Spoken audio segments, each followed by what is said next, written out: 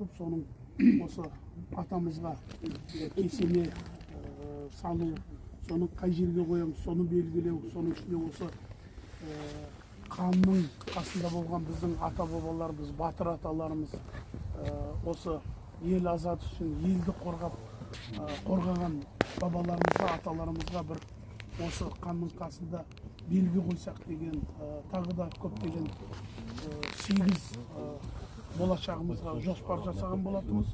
Соның мінекей жаңағы жерімізді белгіледік. Бұны Ырғыз ауданында, Ақтөбе мен Қызылорданың дәп шекарасында деп айтуға да болады. Шөмекейлердің бір орталық ыңғайлы. Және де осы қазір бірден жерді белгіледік. Енді екінші іс-шарамыз осы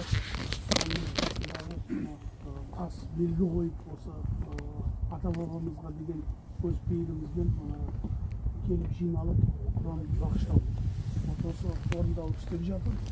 Болашаққа да біздің қалған жаңағы жоспарлап қойған қызметтерімізді жалғастырамыз. Осындай танысып, араласып жатырмыз. Қаншаға біздің бауыр ағаларымыз қосымшама басқа да шараларды істеуге.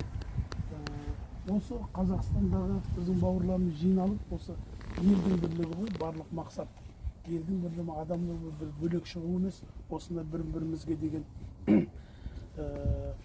таныстық, кешеге кеткен, кешемізді ұмытсақ, біз ертеңіміздің не болатынын білмейміз. Сондықтан да жаңағы осы жерде аға аталарымыз шежіремізді айтып беріп жатыр. Болған оқиғаларды атадан балаға ғой, сол бағыттағы жасалып жатқан осы ісіміз.